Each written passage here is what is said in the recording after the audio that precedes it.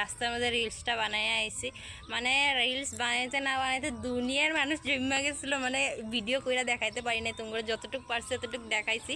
মানে কি ভাল লাগছে, মানে সবাই আয়া পড়ছে, মানে কি হইতেছে আর কি, মানে ভিলেজ এরিয়া না, তোমরা তো জানতে পারো। বইছি বাস, মানে গাড়ি থামায়া মানুষ একজনে তো ভিডিও কইরা লয়ে গেছে, যাই না মানুষটা ছেলেটাকে।